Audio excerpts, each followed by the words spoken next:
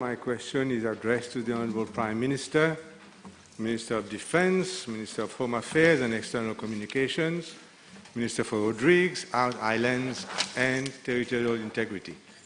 Whether, in regard to the consultation paper issued by the Information and Communication Technologies Authority on 14th April 2021, he will state if his approval and that of the Board of Directors of the Authority, respectively, were obtained prior to publication, and if so, indicate when.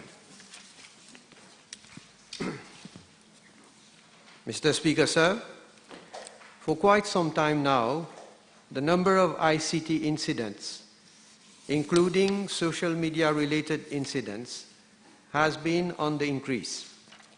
For the period 2018 to date, 4,200 ICT-related incidents, including 386 offensive incidents, have been reported on the Mauritian Cybercrime Online Reporting System, MOCOS, concerning online harassment, identity theft, cyberbullying, sextortion, online scams, hate and racial posts, amongst others.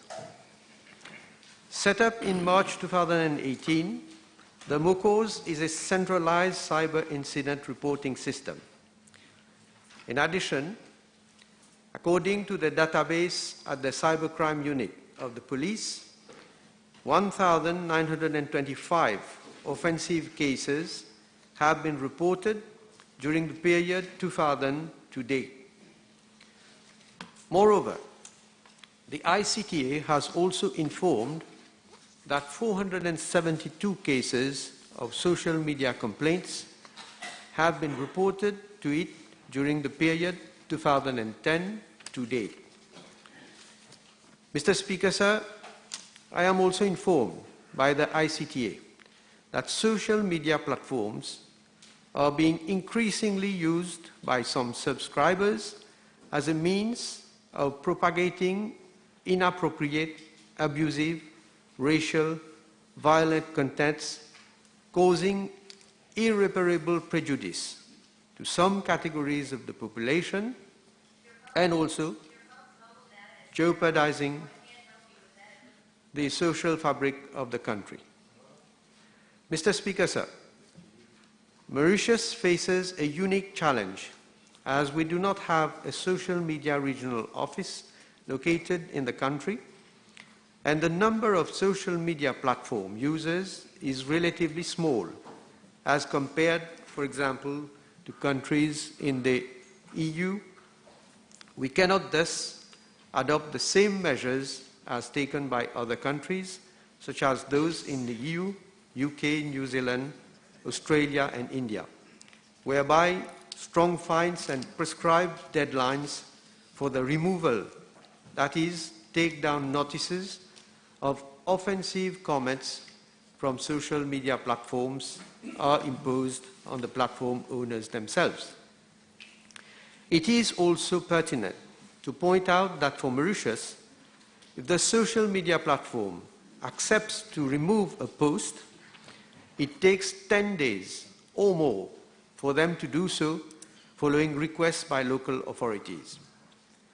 Often, these social media platform administrators do not even respond to such requests, and in most cases, refuse categorically to remove the contents as they do their own assessment according to their own usage policy or community standards, irrespective of the domestic law of the country. This problem is further accentuated in Mauritius due to social media content in Creole language, which the international social media platforms cannot assess as regards any offensive vocabulary. Mr. Speaker, sir, the Information and Communication Technologies Authority is mandated under Section 18(1)(m) of the ICT Act 2001 to take steps to regulate or curtail harmful and illegal content on the Internet and other information and communication services.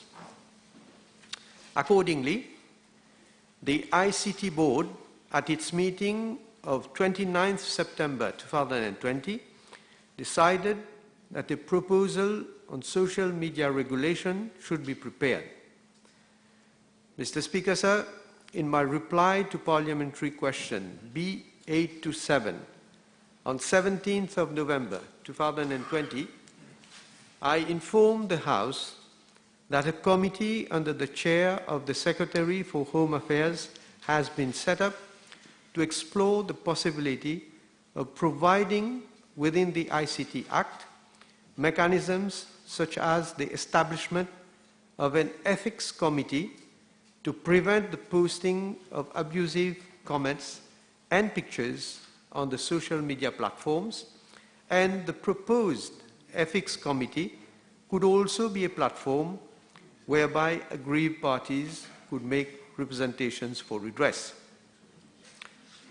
On 5th of February 2021, Cabinet approved in principle to consultations being held by ICTA with stakeholders and the public in general, with a view to addressing the problem of misuse and abuse of social media in Mauritius.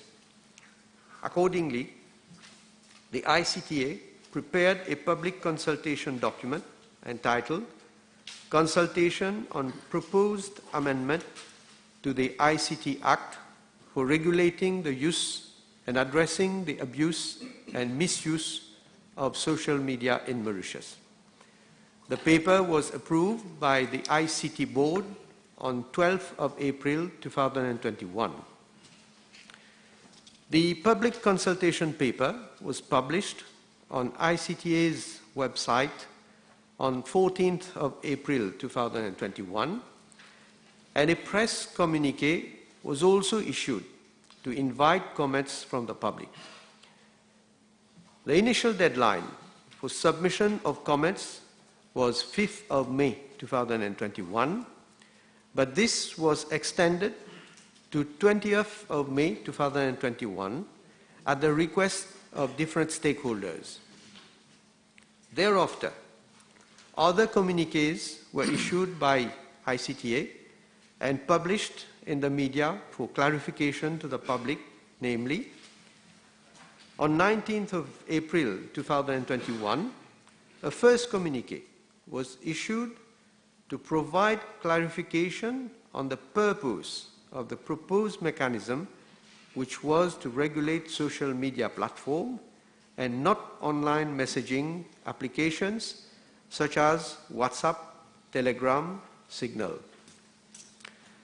On 29th of April 2021, a second communique was issued to extend the deadline for submission of comments from the 5th to the 20th of May 2021.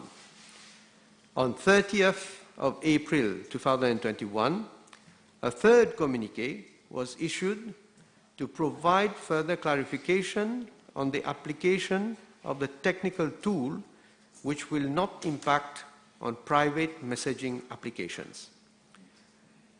On 13th of May 2021, a set of frequently asked questions was published on the authority's website.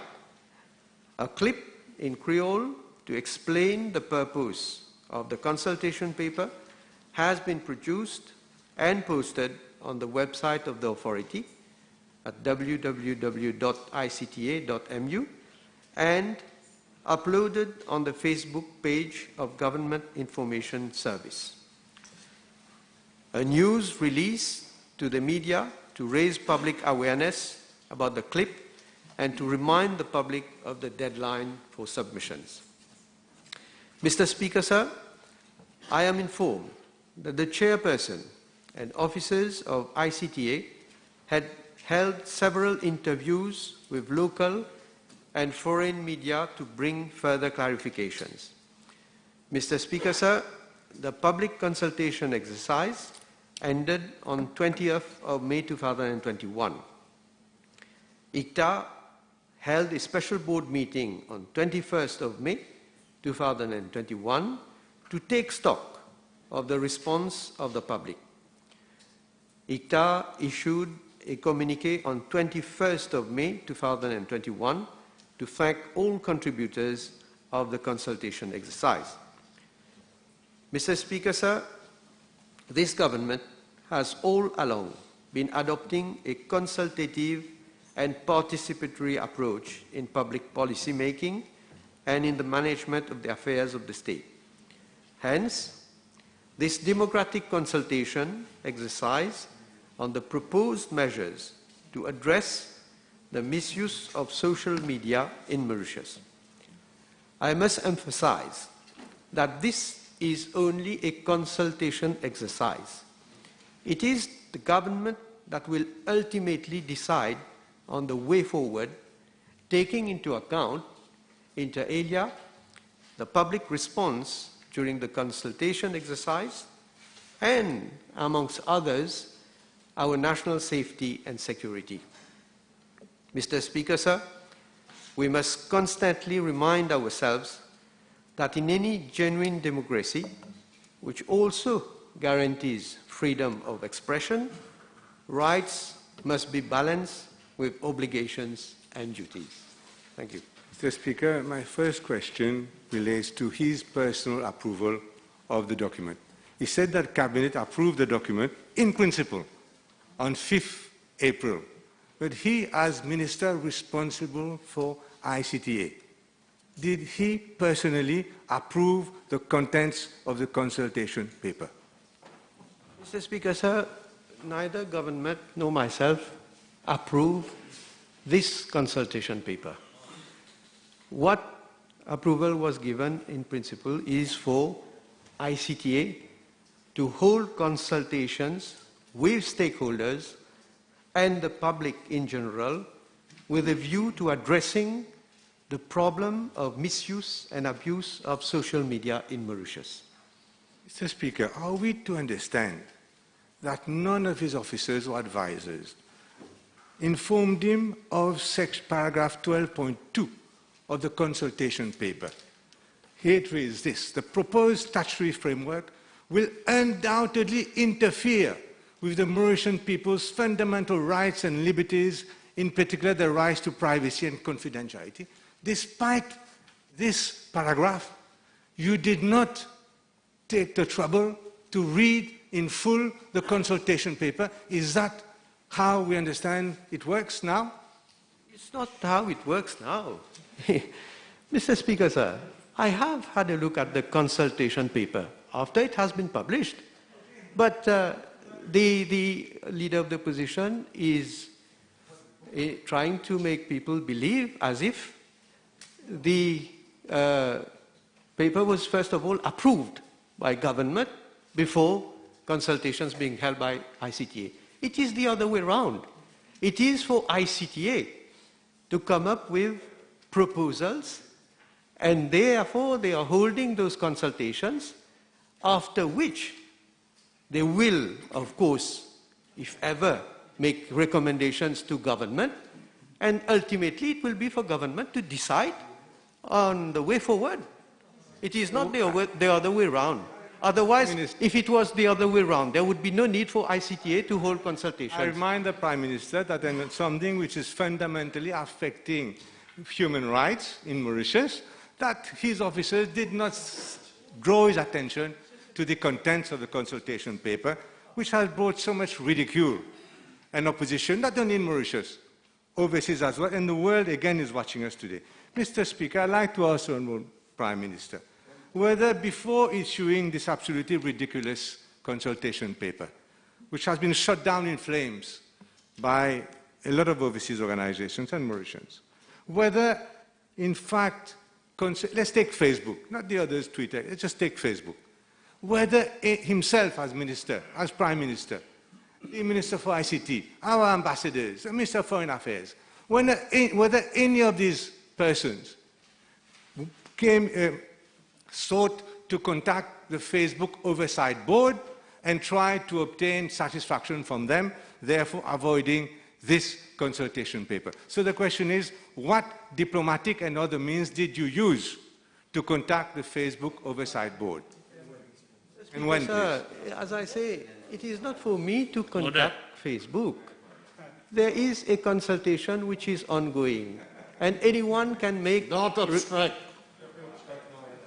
Don't obstruct you also. You are obstructing, both of you. Last warning. Last warning. So I was saying, Mr. Speaker, sir, it is when this paper was publicized, an invitation was made for everybody to react and to make either comments or proposals. Then it is for, of course, not only local to react to this publication, but it is for everybody else. So there was no need for me to contact Facebook. I suppose you will also send a representation, a submission to ICTA.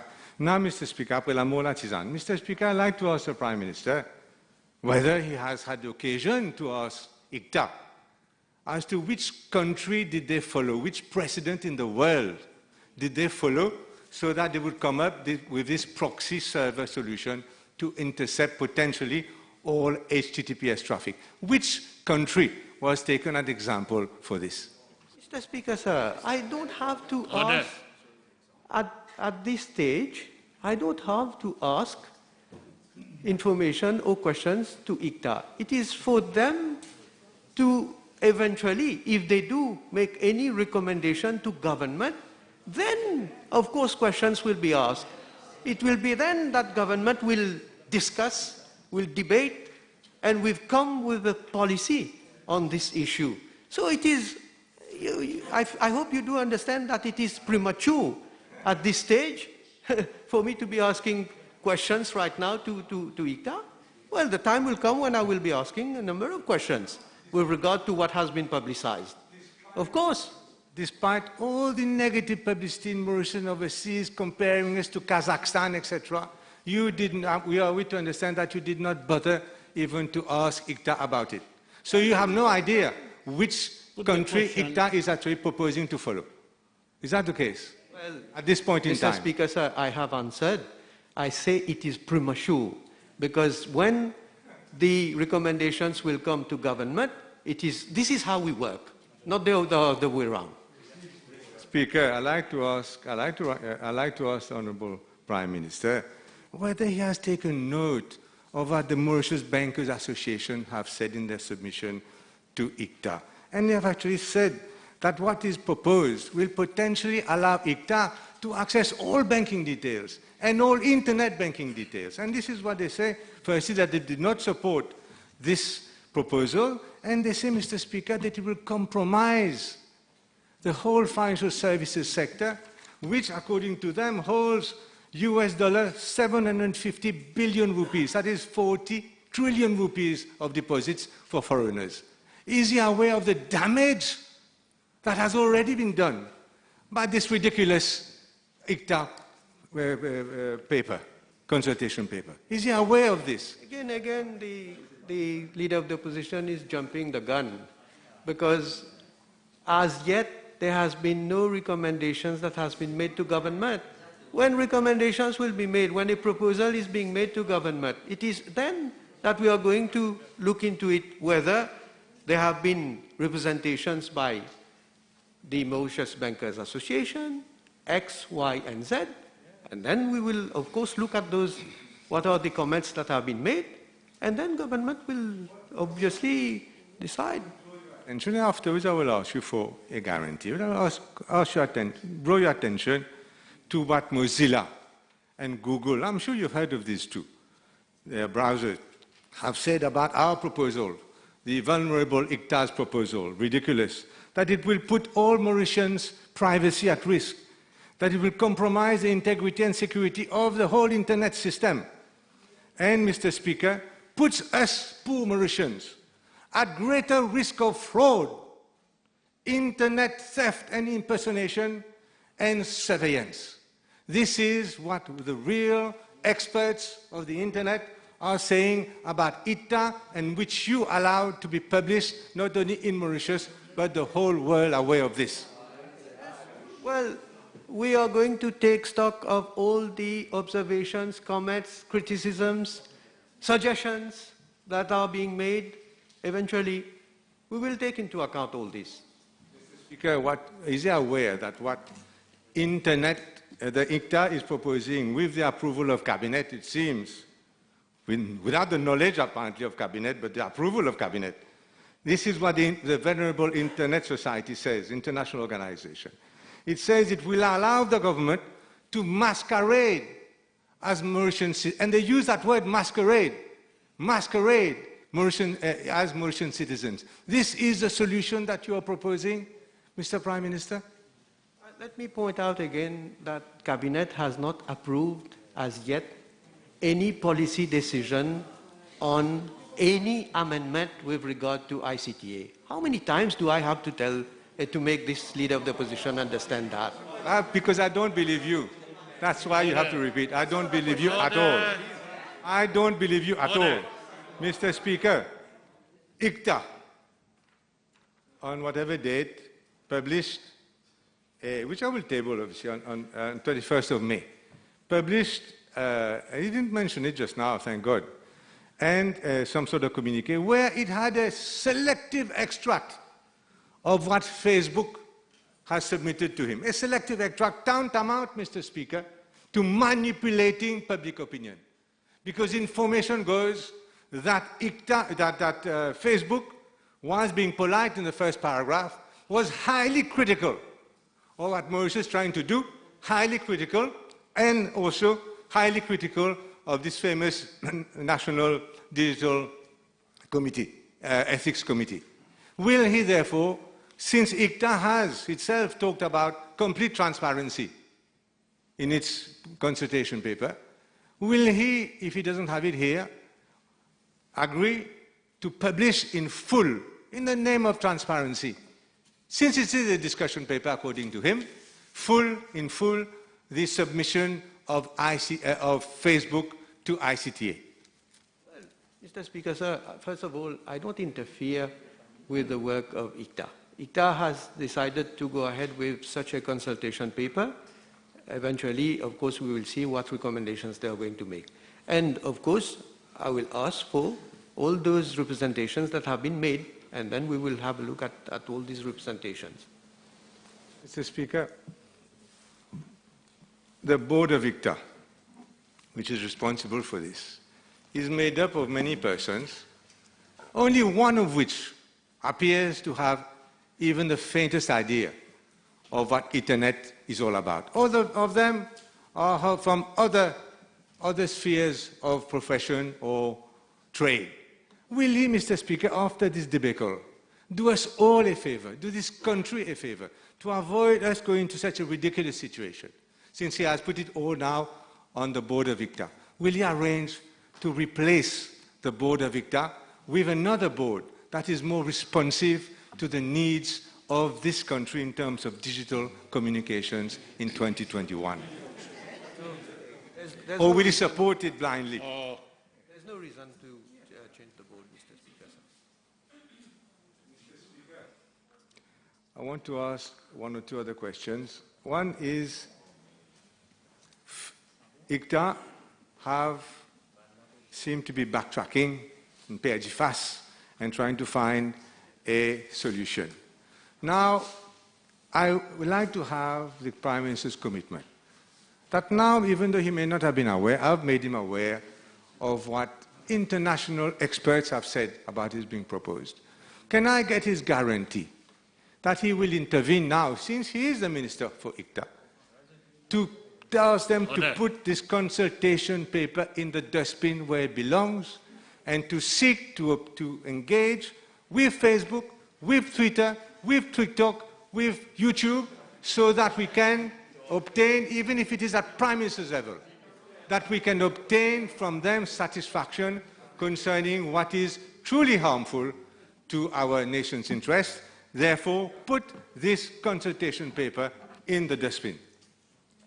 Monsieur le Président, je dois dire que je me suis retenu pendant tout le long de ce private notice question.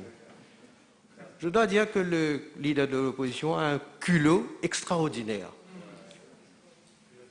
Le 8 novembre 2007, when Facebook was completely blocked in Mauritius for 24 hours by the ICTA authority, under the chair of Mr. Trilok Dwarka. You know what was the reason? There was a publication on Dr. Navin Chandra Ramgoolam, then Prime Minister of Mauritius. And Honorable Xavier Luc Duval was a minister front bench. Yes. And you didn't have anything to say? No. Order. Let me say, Order.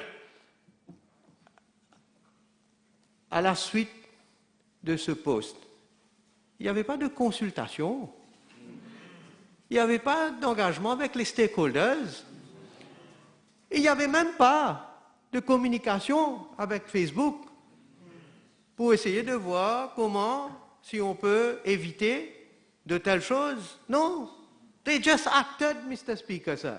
You know what? They sent ICTA sent a letter directing 12 détenteurs locaux d'une licence de fournisseur d'accès à l'Internet. Ils n'ont eu aucun autre choix que d'exécuter l'ordre de l'ICTA. This is the way they proceeded. This is the way they did things. And let me remind the honourable member, he has forgotten, I'm sure, what Trilok Dwarka said in reaction to this. There was an upheaval, of course. Facebook et les autres sites communautaires ne sont pas au-dessus de tout reproche. Il y a des cas de cyberbullying, de violation de la vie privée, d'usurpation d'identité, de fraude en tout genre, et même de pédophiles enregistrés sur ces sites aux États-Unis. Il est clair que nous ne serons pas à l'abri de dérapages encore plus sérieux sur le net, et plus particulièrement sur les réseaux sociaux à l'avenir. Qu'est-ce qu'il préconise, le then président Trilok Dwarka? L'ICTA devrait-elle demander aux opérateurs de bloquer l'accès, même temporairement, à des sites d'Internet en cas de problèmes graves, comme ceux que je viens de citer? And his leader of the opposition was part of that government, now advocating, telling us we should discuss with Facebook, we should discuss with TikTok. I think he's gone TikTok. And Order. ou bien Order. Order on both sides. ou bien devrait-elle uniquement attirer l'attention des fournisseurs d'accès? And this is interesting, what he proposed. Il y a tout lieu d'avoir, and this, you must listen to that, il y a tout lieu d'avoir une consultation générale avec les stakeholders afin de dégager une fois pour toutes une politique qui pourrait prendre la forme de position paper on social networking. I don't want to read more what he has said, Mr. Speaker, sir. So the honourable leader of the opposition, when he was in government, this is what he did. And now, il est en train de donner des conseils qui sont différents et contraires à ce que lui-même il a fait. Speaker, sir, with all due respect, this is a very childish reply from a young Prime Minister. Very childish.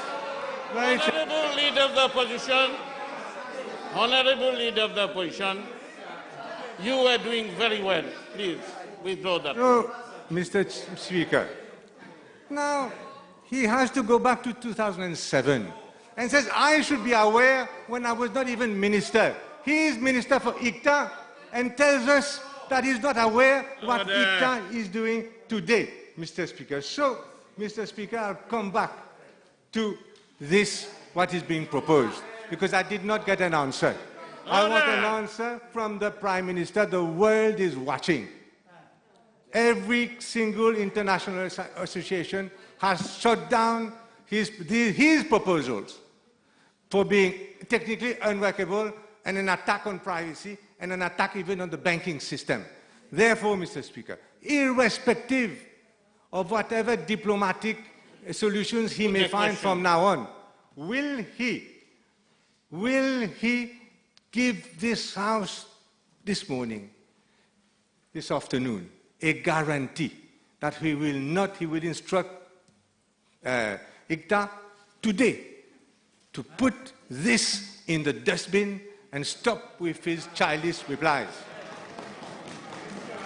Speaker, sir, first of all, as I have stated in my reply throughout, and it seems that I don't know in what language, maybe I should again say it, this is not the proposal of government.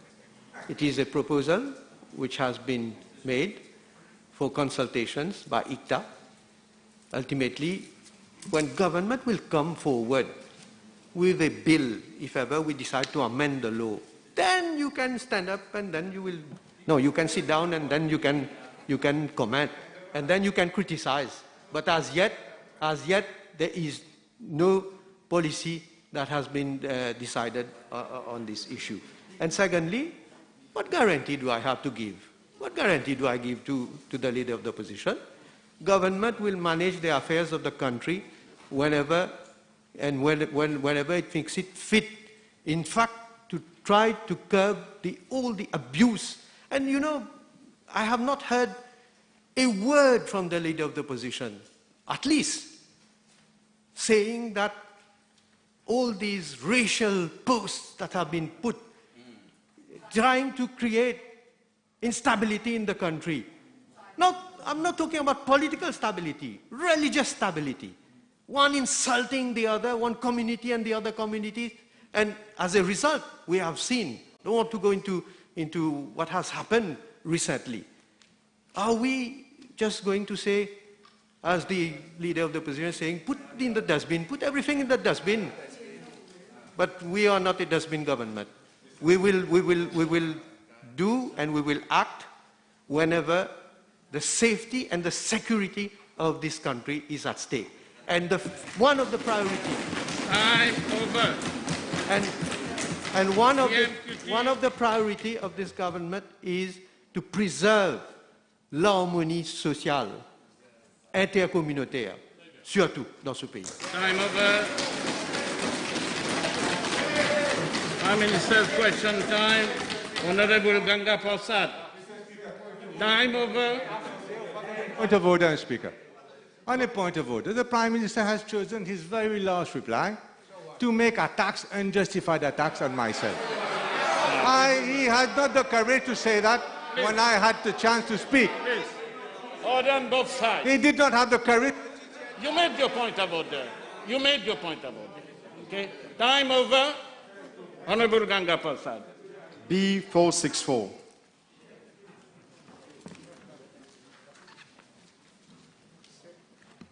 Mr. Speaker, sir, I am informed by the Commissioner of Police that on Tuesday, 4th of May 2021, at around 22:20 hours, police officers of Brisé-Verdière Police Station attended to a case of road accident along Pont-Bon-Dieu Road, Belvedere, which was reported by a member of J family.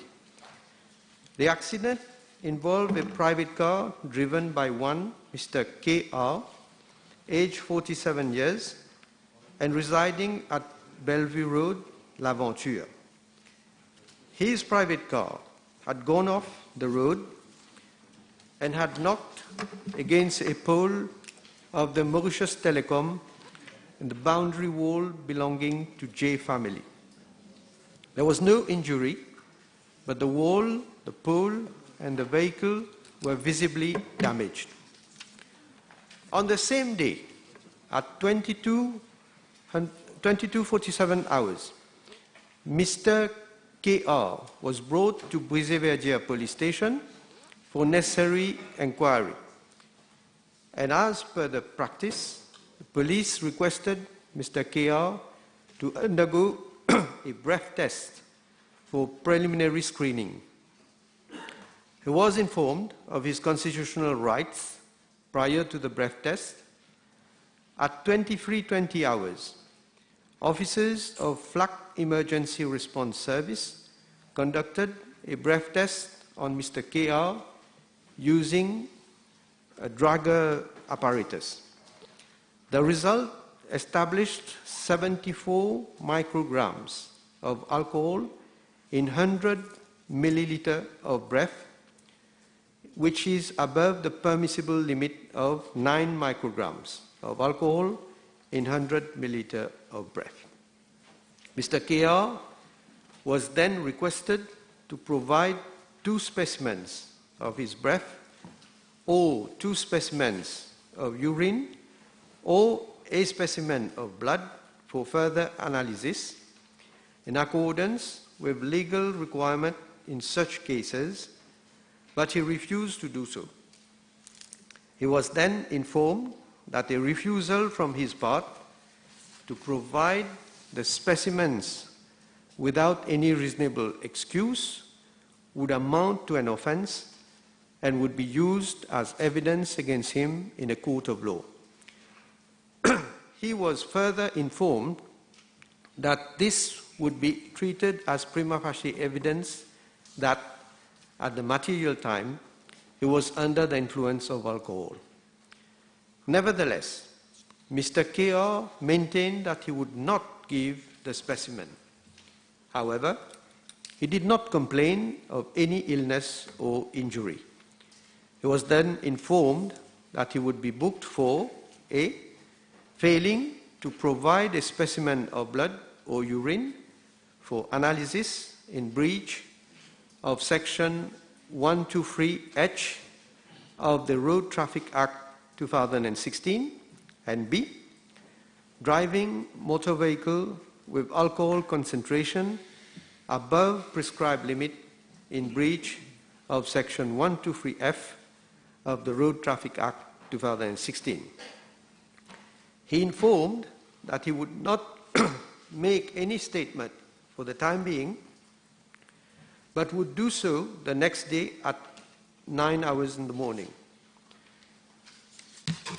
Mr. Speaker, sir, Mr. KR was detained at the Brise-Verdier police station until the next day, that is, on Wednesday, 5th of May 2021, up to 12:06 in the morning, and he was allowed to go after the officer in charge had found him to be sober. On the same day, at 7:10 in the morning, he called at Brise-Verdier police station for inquiry. He was interviewed and was requested to submit a written statement after he was cautioned and informed of his constitutional rights. He refused and stated that he would relate everything in court. He was informed that he may also be booked for the offense of driving a motor vehicle without due care and attention. The inquiry into the case is ongoing. Thank you, Honorable Prime Minister. We need to commend and salute all those officers who rigorously ensure the implementation and respect of laws without any fear and or favor.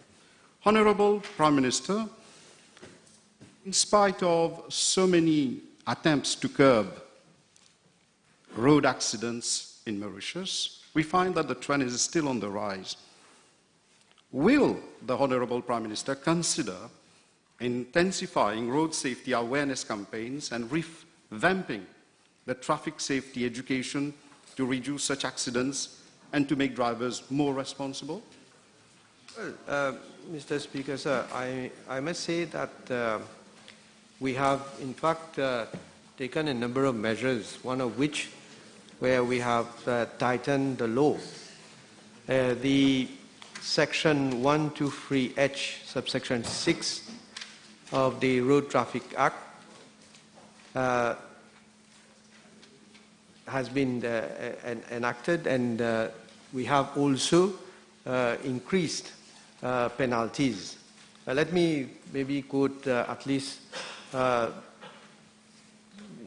Road Traffic Act, which has been amended to put tougher penalties in December 2016, where the fines have been increased from a maximum of 25,000 rupees to 50,000 rupees, and the term of imprisonment of not exceeding 6 months to 5 years, and for disqualification from a period not exceeding 8 months to 12 months.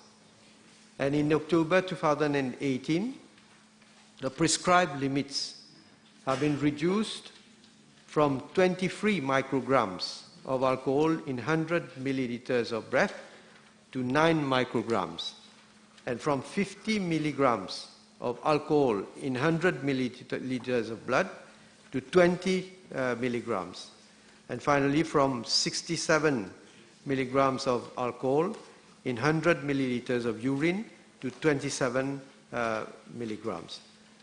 And of course, we have a sensitization campaign where every now and then we, I must say, it is for everybody to take his own responsibility also, not to be driving whenever you have consumed alcohol.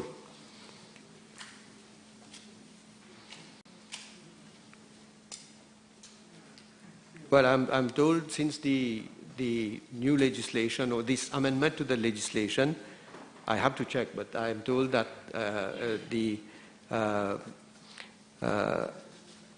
offences related to driving under the influence of alcohol has been on a declining trend. But let me get the figures, and then I can come back again to the House. Thank you, Honourable Prime Minister. I think the battle against road accidents, against drink driving, is a national battle. It is above party politics and so on.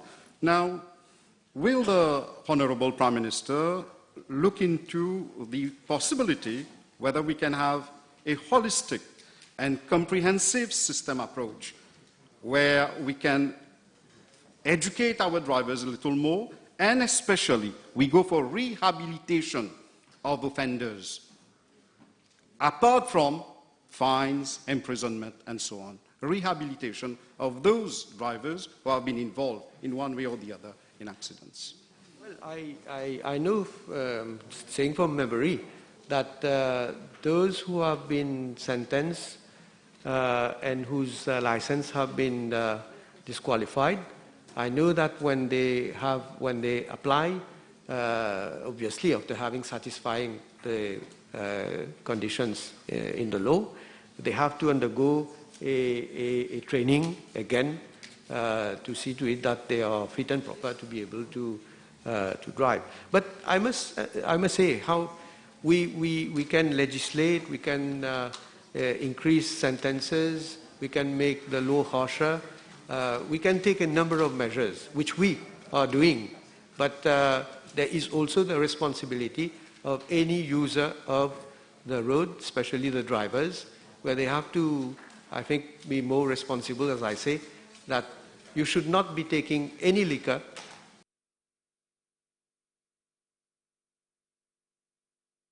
when you intend to drive. Thank you, Mr. Speaker, sir. Can the Prime Minister inform the House what the law provides as penalty or consequences whenever a driver refuses to provide a specimen sample of urine or blood? Thank you. Well, I say, let me quote, Mr. Speaker, sir, Section 123H, subsection 6 of the Road Traffic Act, which says, and I quote, a police officer shall, on requiring any person to provide a specimen laboratory test in pursuance to this section, warn him that a failure without any excuse to provide it may render him liable to prosecution and may be used against him as evidence. And in a prosecution under Section 123D or 123F of this Act, a refusal without reasonable excuse by a person to submit himself to a breath test or to give a specimen of his blood or specimens of his urine when required to do so in pursuance of this section shall be held against him as prima facie evidence that at the material time the proportion of alcohol in his blood exceeded the prescribed limits. No supplementary? No. Next question. B465.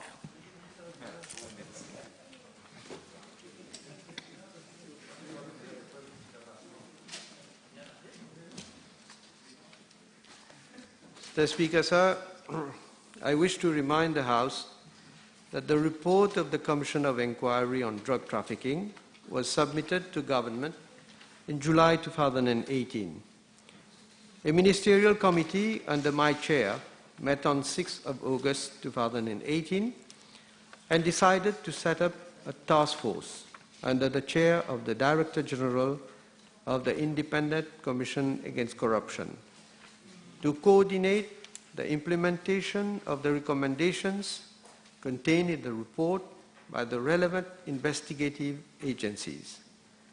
So far, 5 progress reports have been submitted to the Ministerial Committee.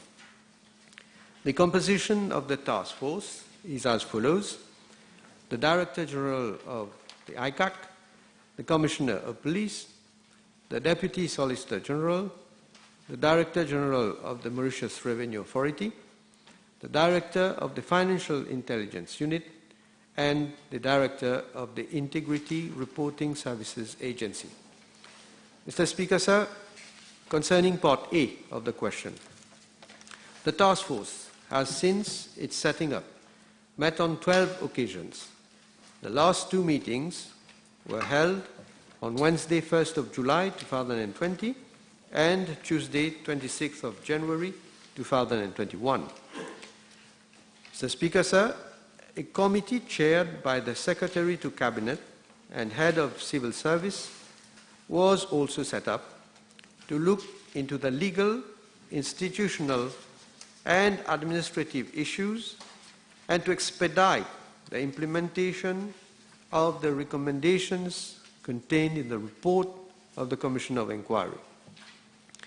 With the coming into operation of the National Drug Secretariat as an apex body for drug-related matters, the responsibility was taken over by the NDS. The objective of the NDS is also to coordinate and monitor the response to the drug issue among the stakeholders involved in demand and supply reduction strategies. With regard to Part B of the question, the recommendations made by the Commission of Inquiry on Drug Trafficking have been scrutinized by the NDS and reviewed from 460 to 390, as there were duplications and others were mere observations. These 390 recommendations, excluding those under the responsibility of the task force, have been segregated under the responsibility of relevant and concerned ministries and departments which are required to implement same. As at February 2021, 204 of the 390 recommendations have already been implemented or have adequate measures in place. Actions have been initiated on 62 other recommendations, while 53 recommendations, which may require legislative amendments, are under consideration at the level of different ministries and departments. The NDS holds focused administrative meetings with the different stakeholders on a regular basis and submits status reports on a quarterly basis to the Rodrigues, Outer Islands and Territorial Integrity Division of my office, and through it to the High-Level Drugs and HIV Council. Mr. Speaker, sir, as the NDS is also responsible for the implementation of the Drug Control Master Plan, 2 meetings have been held with NGOs as partners in the fight against the drug scourge and for the rehabilitation of drug addicts. Accordingly, the following 4 thematic subcommittees have been set up. 1, the Drug Prevention Committee monitors implementation of all drug-related prevention activities by ministries, departments, and NGOs.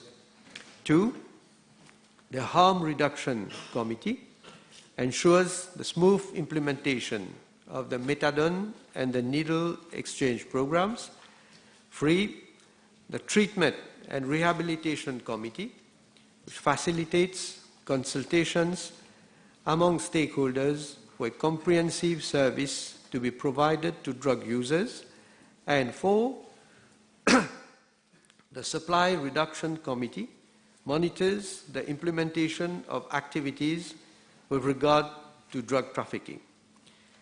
In this context, the NDS holds monthly meetings with actors involved to guide, monitor, and follow up on the outcome of the activities. Mr. Speaker, sir, regarding Part C of the question, I wish to inform the House that the ICAC has initiated 53 investigations, out of which 35 have been completed and 15 persons were arrested. The Mauritius Police Force has initiated 64 investigations, out of which 2 investigations have been completed and 5 cases were submitted to the DPP, was advised no further action. 57 cases are still under investigation.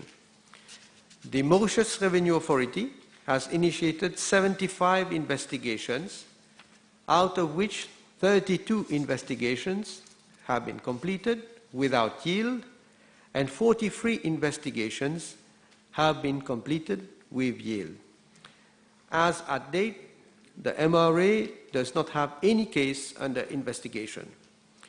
The Financial Intelligence Unit has carried out 71 investigations, out of which 66 investigations have been completed. Its investigative analysis remains ongoing. The Integrity Reporting Services Agency started investigations on all the names mentioned in the report of the Commission of Inquiry on Drug Trafficking shortly after its publication. Mr. Speaker, sir, I must point out that the response of my government to the drug scourge in Mauritius has constantly and consistently been guided by strategic interventions with a view to reducing supply and demand. Mr. Speaker, sir, I wish to once again reassure the House and the nation that my government is fully and unflinchingly committed to address this scourge by waging a ruthless war against the drug trafficking and drug traffickers and their accomplices wherever they are and whoever they are. Thank you. Mr. Speaker, the recent seizure of billions of rupees worth of drug in the north confirms what the Commission of Inquiry has said about drug having access through route. This being the case, may I know from the Honourable Prime Minister, why have the recommendations made by the Commission with respect to reviewing our surveillance methodology, equipping National Coast Guard with sophisticated equipment and even drones, why have all these recommendations with regard to the National Coast Guard still not been implemented? Well, Mr. Speaker, sir, we have over the years been increasing the budget of specialized units, especially ADSU, National Coast Guard, to provide them with appropriate equipment in order to fight in fact, to counter these drug traffickers. Now, obviously, I don't have the list with me. I don't have the details of how much we have been spending regularly, but I can provide to this House a list of equipments, boats, and so on, in order to better equip, I must say, our officers for effectively fighting those traffickers.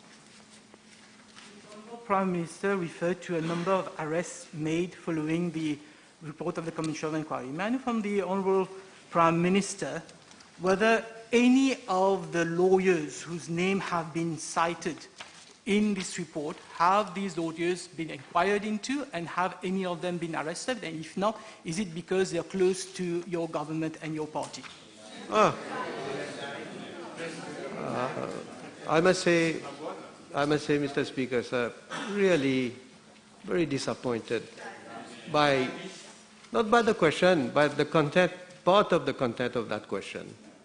The honourable member, in fact, is talking about lawyer in my party.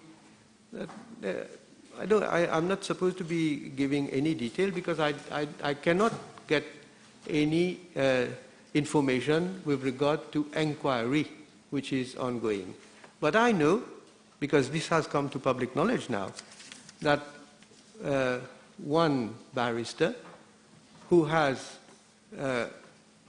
gone to court for judicial review to contest part of the finding of the Commission of Inquiry, and I have read the judgment, which maybe I recall from memory, which has donné raison à l'application qui a été faite en partie pour dire que c'était injuste et c'était pas exact d'arriver à une certaine conclusion et de dire certaines choses. So the honourable member, I think, he knows about that judgment, he knows about the case, should not be making such kind of remarks which I consider to be unwarranted. Now, when I say this, I speak with regard to that particular case. I'm not talking about the other cases. Now, there are cases, in fact, there are cases which are pending before the court.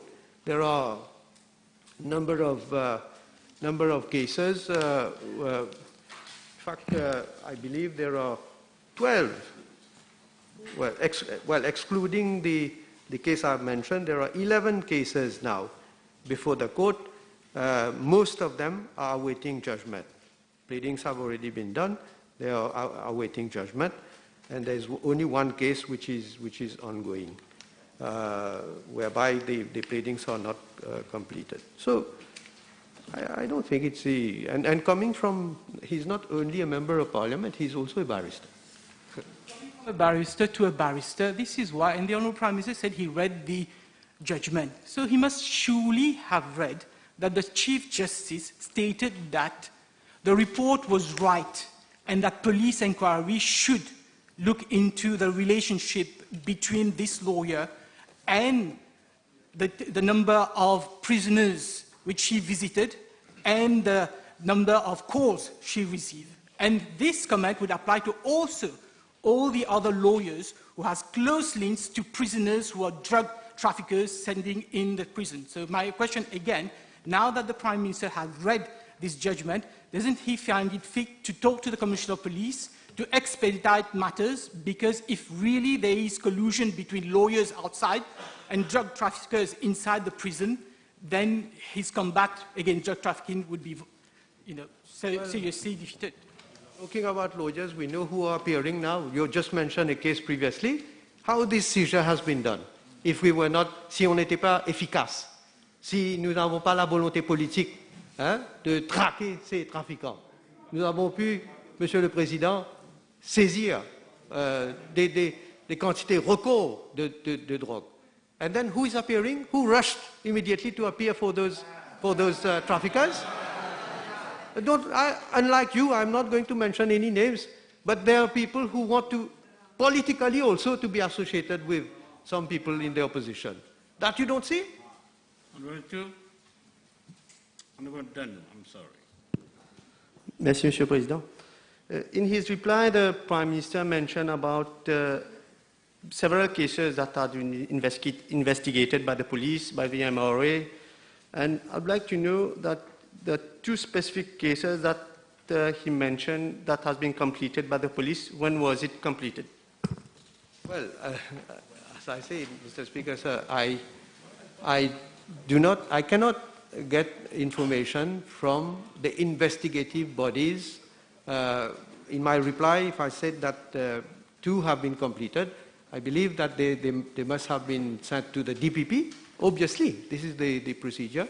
They must have been sent to the DPP and for action to be taken. Now, it can happen that either the case could be returned for further investigation, or that the DPP then will decide on whether there is any offence, and then will prefer charges against whoever.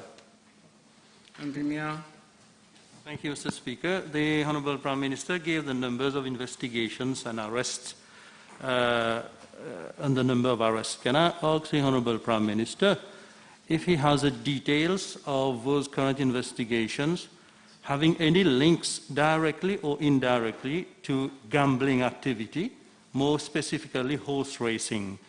I'm not asking the names of the persons involved, but if he has information of investigation having links with the gambling industry. Mr. Speaker, what the Honourable Member is asking, in fact, is for me to ask for, in fact, the case file, and to have a look, to peruse at what statements, what evidence there are in those case files, and to inform the House now whether there is any link. It is not my duty. It is for the investigating authorities, whether it is police, ICAC, to look at what information is available, what they have to look for as evidence, and to establish if there are. If there are, obviously, they should be established. Any link with regard to gambling or to horse racing. And then, ultimately, when an inquiry is completed, then we will be able to know, and again, as I say, it is only when a case is going to proceed before a court, then I can get at least some information with regard to charges.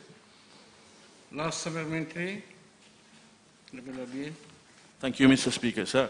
May I ask the Honourable Prime Minister, with regard to one of the main recommendations of the Commission of Inquiry is the setting up of a National Drugs Commission. Will your government go ahead with the setting up of this National Drugs Commission to fight this problem of drugs, where we are #1 in heroin trade and synthetic drug trade in Africa? National Drugs Commission, Mr. Speaker, sir. I don't want to say that the Honourable Member is saying that there is no action being taken with regard to drug trafficking. No, I hope not.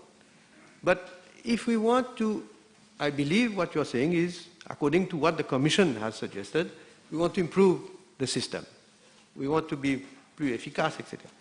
But we have to be very careful, because dismantling, for example, one unit and putting and setting up another unit is not a solution per se.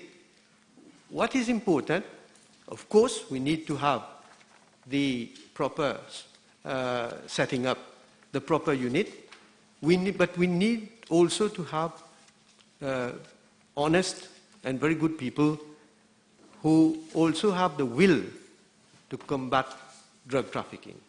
And that is where I want to put more emphasis on. Because we have seen there are, unfortunately, certain brebis galeuses also. And this is what I believe we all of us, we want to get rid of.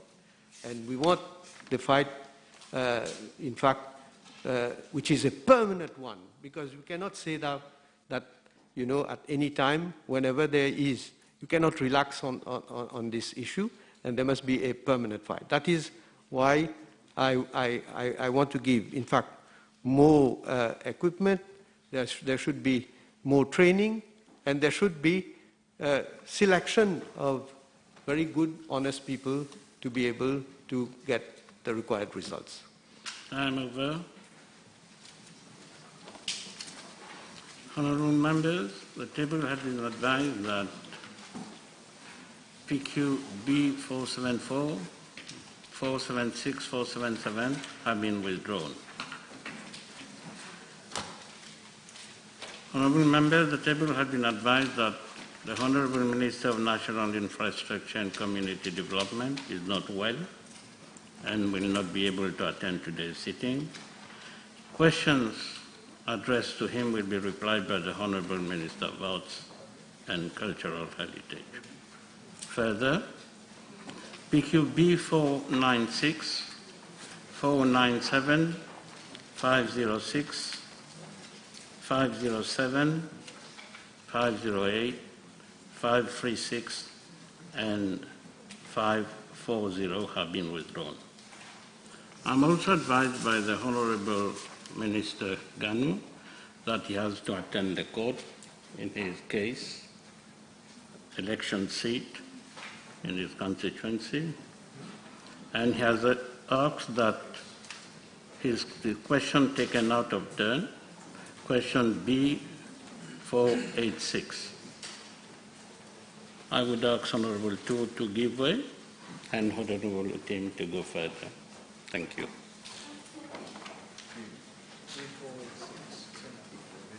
B486. Mr. Speaker, sir, I'm going to reply to B486 and B536. The two questions pertain to the same subject matter. Sir, Mauritius being a rapidly growing economy, having high-density mixed-use development with an increasing unsustainable car ownership and limited travel options in terms of public transportation services, is causing considerable road congestion during peak traffic periods in and around the main cities. To overcome these challenges, the government is already implementing a solution that involves a world-class light rail transit project to serve commuters traveling in the most congested region of the country, which is between QPIP and Port-Louis. The light rail system will deliver major and much-needed travel improvements to communities in the Republic of Mauritius, as well as long-term transport, economic and community benefits to the nation. Mr. Speaker, sir, as at date, I am proud to announce that the Phase 1 of the Metro Express project from Port-Louis to Rosehill is in commercial operation as from the 10th of January 2020, and 98% of the Phase 2A works along the stretch from Rosehill to Quatre-Bornes are completed, and testing and commissioning of the system is in progress, such as trial runs, static and dynamic testing. I would like to take the opportunity to inform the House that the Phase 2 will be operational soon. Moreover, the works along stretch from Quatre-Bornes to QPIP is progressing well. As stated in previous PQs, this government has a vision to improve and regenerate the transport system of this country, and as mentioned by the Prime Minister during several occasions, studies are being carried out to investigate the potential extension of the Metro Express network across the island. Eben City has proven to be a critical area of growth in Mauritius, as evidenced by the rapid employment growth with a net developable area of about 100 arpents, with up to 70% of the area already developed. Studies, Mr. Speaker, sir, show that the whole city will be developed in 5 years with more than 50,000 workers, which will account for nearly 10% of the total employment in Mauritius. Moreover, in terms of business growth, Eben Cyber City has also become a preferred location for both public and private sector officers. Eben Cyber City is considered as Mauritius' new business hub for the future economic development and progress.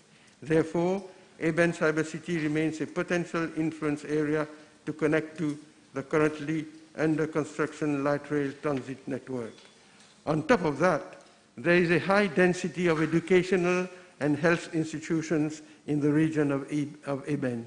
It is estimated that the student population includes more than 10,000 pupils, according to the Tertiary Education Commission 2016, and accounts for 27% of the total tertiary education enrollment in the country.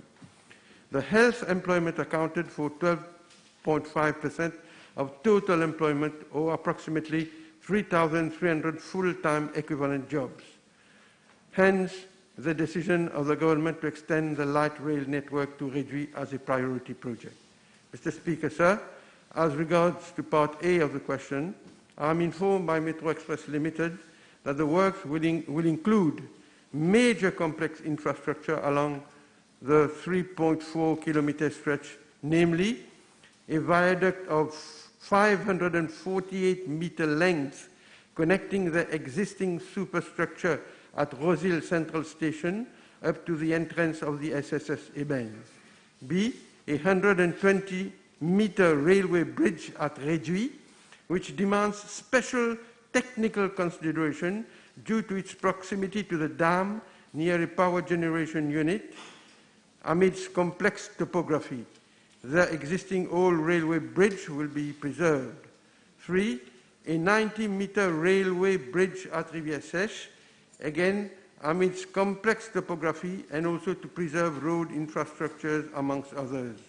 And fourthly, there is also a special infrastructure for connectivity between Eben Station and Eben Cyber City, either an underpass or overhead pedestrian bridge to be confirmed after a detailed design stage. Sir, you will also note that most of the track length will be mainly embedded, as in Quatre-Baux and Van-der-Mesch, considering that the alignment is mostly through urban areas. There will be 3 stations along the extended alignment: Rosil Interchange, elevated, Eben at grade, and Réduit Interchange at grade to integrate with other modes of transport. Furthermore, the stations will be equipped with similar control and monitoring systems as for the main line, together with a traffic signal priority system and 2 traction power stations at Eben and Réduit. The overall integration of systems with the main line will involve critical necessary modification and upgrading of the OCC. All the above works and the extension will cost 4.555 billion rupees. Mr. Speaker, sir, I am further informed that this extension line was evaluated by a due diligence committee comprising of representatives of Prime Minister's Office, TMR-SU, Minister of Land Transport and Light Rail, Minister of Finance, Economic Planning and Development, and of Metro Express Limited, as per the Public Procurement Act under the G2G agreement. The DDC concluded that the proposal on the extension project from L&T was responsive to the requirements of MEL and represented value for money. Concerning Part B of the question, sir, the main existing contract with L&T for the Metro Express project is under a G2G agreement between Government of India and Mauritius. I am informed by MEL that this extension line is being treated under the same arrangement as the main existing contract. As regards Part C of the question, I am informed by MEL that L&T has already started the detailed design work for instance, geotechnical surveys and so on, as from May 2021, and the completion date is targeted for early 2023. Finally, as regards Part D of the question, I am informed by the Ministry of Finance, Economic Planning and Development that the extension of the project is planned to be funded under a line of credit as for the main project.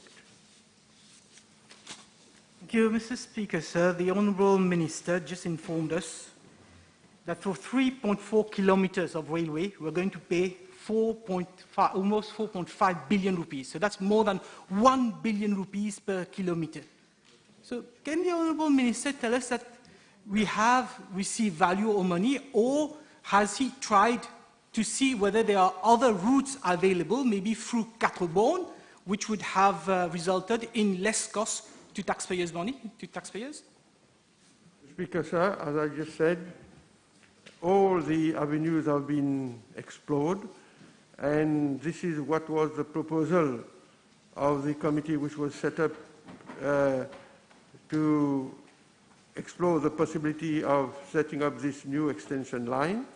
And as I also said Mr. Speaker, sir, that there was a due diligence committee which was set up and which looked into all the ins and outs of the project.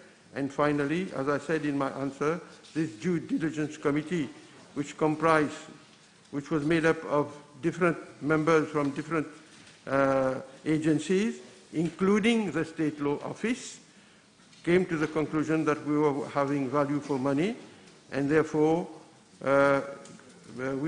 government decided to go on with this extension line. Now, the Honourable Minister has mentioned the figure of 1 billion rupees per kilometre for such a project. The Honourable Member has mentioned this figure. I suppose this is not the first time that somebody is saying that in the Assembly. In the past, even previous ministers have also mentioned the fact that today 1 kilometre of the Metro Express project cost about 1 billion rupees.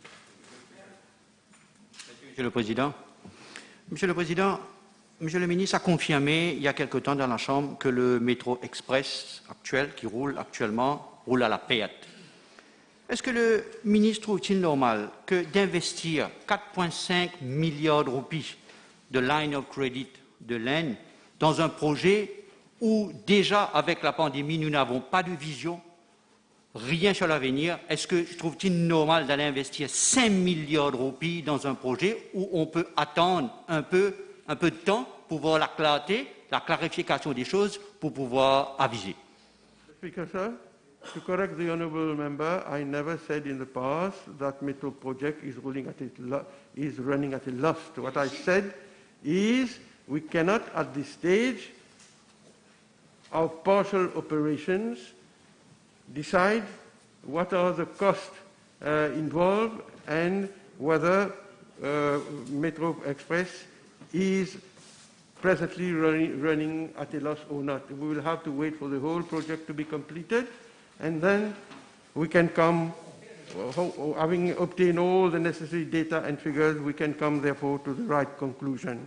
Now, the honourable member should know, Mr. Speaker, sir, that with this project we are expecting a ridership of 15,000 additional passengers daily with this new extension that we are going to set up from Rosil to Réduit for the reasons I have just mentioned in my answer. So when this extension line will be fully operational, Mr. Speaker, sir, the estimated additional passengers on a daily basis will be 15,000.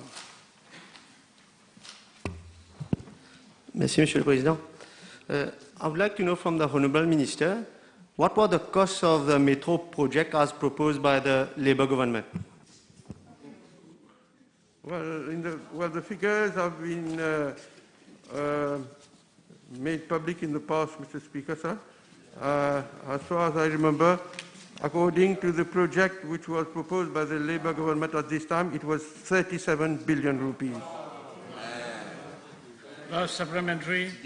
Yes, thank you, Mr. Speaker. Sir, the government has been saying consistently that the Metro Express was a fixed project from Port Louis to Rosil, Rosil to Capip. So may I know from the Honourable Minister whether this extension also is a fixed fee agreement and there will be no variation, no cost overrun? This is a fixed contract, Mr. Speaker, sir. So, as I've just said, it was after a due diligence exercise was done. All the experts have been sitting for weeks and weeks and deciding on whether we were obtaining value for money. And after having assessed all the factors, the government decided to go with this project because it was going, as I just said, to be a viable project, bringing in 15,000 more additional passengers per day. Next question. B478. Thank you, Mr. Speaker. Sir, I thank my honourable colleague for bringing up the question. 478. Mr. Speaker, sir, before we reopen the child daycare centres, my ministry is doing its level best to ensure that these daycare centres open in the best sanitary conditions possible as soon as possible. A letter has been addressed to all managers of child daycare centres by my ministry to encourage their staff to get vaccinated. I have made an earnest appeal through a video that was posted on the website of the Government Information Service on Tuesday, the 18th of May, to the owners of nurseries, the staff, the drivers, so that they can come forward and get vaccinated as soon as possible. This is to ensure that the reopening takes place in the best conditions, Mr. Speaker, sir. The appeal was also relayed to the public through various media platforms. My ministry has already started a vaccination campaign for nursery staff across the island. Concurrently, instructions have already been issued to all child daycare centres to start cleaning the premises, for their sanitary amenities to be up to date, furniture and toys to be sanitised, and prior to the reopening of child daycare centres, the enforcement team of my ministry will undertake inspections to ensure that all sanitary measures and precautions, such as social distancing as far as possible, and checking of temperature at regular intervals, can be taken in line with the guidelines for the reopening of those centres. Can the Honourable Minister advise how many people have been vaccinated as at date and how many cannot be vaccinated due to their medical conditions? Yes, Mr. Speaker, sir. As at 19th of May 2021, 50%, that is 929 of the personnel of child daycare centres have already been vaccinated. Some 174 people, thus amounting to 9%, are on the waiting list for the vaccination, and 8%, that's about 155 of them, cannot get vaccinated due to underlying health conditions. The Honourable Minister advised in her reply that the child daycare centre will reopen as soon as possible. Is she in a position to give an indication of when she expects to reopen the child daycare centres? Mr. Speaker, sir, unfortunately, I cannot provide an exact date for the simple reason that we can only reopen the child daycare centres when we have reached a critical mass of vaccinated personnel. And once that is attained, my ministry will be in consultation with the National Vaccination Committee and the High-Level Committee for COVID-19 to announce the official date for reopening of the child daycare centres, Mr. Speaker. Thank you, Mr. Speaker, sir. Can the Honourable Minister state if, for example, one staff of the child daycare centre doesn't want, for whatever reason, to get vaccinated? Are there some special measures that are being taken, and if so, which ones? Mr. Speaker, sir, I do understand that vaccination is not compulsory, but it is also highly recommended that the vaccination is undertaken for the protection of the children and the protection of the staff as well. Should the person not wish to get vaccinated because that is their desire not to go ahead with that, we are in consultation with the Ministry of Health to see whether we can provide PCR tests to those personnel. But again, Mr. Speaker, sir, I should reiterate in the House that the appeal to get vaccinated is a very well-founded one. Merci, Monsieur le Président. Il y a certainement des crèches où le personnel a déjà été vacciné. Et en attendant, les parents qui travaillent ont beaucoup de mal à allier travail et s'occuper des enfants en bas âge.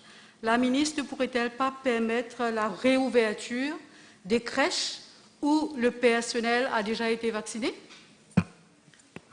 Mr. Speaker, sir, I thank the honourable member of the opposition for her very pertinent question. I happen to be one of those parents as well, let me reassure her.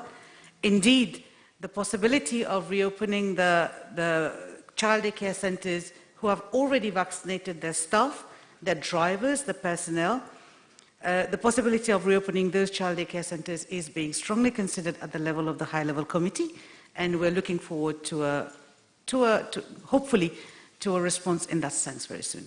Number 2. Can the Honourable Minister inform the House what alternatives would parents have if the child daycare centres remain closed? Mr. Speaker, sir, the alternative, if they don't reopen, is quite scary to think about because, as I said earlier in one of my replies to Honourable Anktil, I'm one of those parents as well who's looking forward to the children returning to the creche.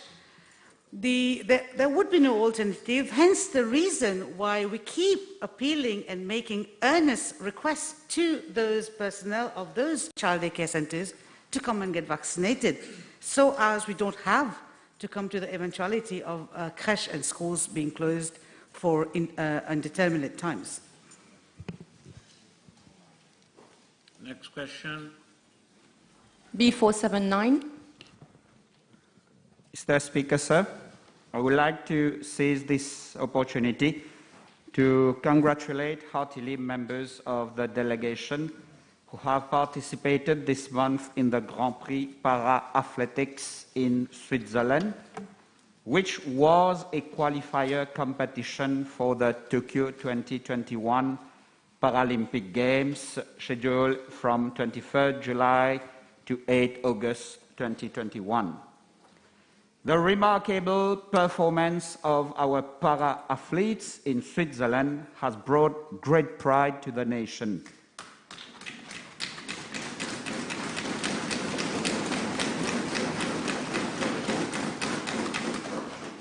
On 15 May 2021, Miss Noémie Alphonse, specialist in wheelchair racing, smashed the African record in the 100-meter T54, clocking up a time of 16.68 seconds.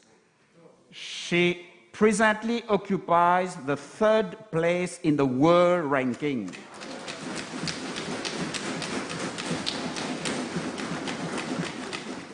On 22nd May 2021, she repeated that feat in the Swiss Nationals, this time stopping the clock at 16.57 seconds. On 24th May 2021, that is yesterday, Miss Noémie Alphonse set up a new African record in the 800 meters wheelchair race in 1 minute, 54.60 seconds. On the same day, in the Daniela Jutzeler Memorial Competition held in Arbon, Miss Brandy Perrin also established a new African record in the 400-meter wheelchair race in 57.52 seconds. She progresses to the 5th place in the world ranking. Miss Anaïs Angeline, on her part, has become the 4th best performer in the world in the long jump event T37 with a leap of 4 meters 23. I'm informed by the Mauritius Paralympic Committee that so far only Miss Noémie Alphonse has been qualified for the Tokyo Paralympic Games, a historic qualification for the Paralympic Games for Miss Noémie Alphonse in 4 events, namely 100 meters, 400 meters, 800 meters, and 1,500 meters wheelchair races. However, 4 other athletes, namely Miss Anaïs Angeline, Miss Brandy Perrin, Miss Andorra Hasson, and Mr. Donovan Rabai, having improved their performance in international competitions, stand a great chance to be qualified for the Paralympic Games. It is expected that the list of participants shall be finalized by the International Paralympic Committee by June 2021. Thank you. Monsieur le Président, permettez-moi moi aussi féliciter nos athlètes pour leur qualification aux Jeux. Can the Honourable Minister advise what is being done by his ministry to assist the qualified athletes for their preparation for the coming Games? Monsieur le Président, bien sûr, nous attendons leur retour et nous attendons aussi le plan qui sera soumis par la fédération et les entraîneurs des différents athlètes qualifiés. Et il y va sans dire qu'au niveau du ministère et au niveau du gouvernement, nous allons donner tout notre soutien possible aux athlètes afin qu'ils puissent briller durant les Jeux paralympiques. Members, I will suspend the sitting for 1.5 hours.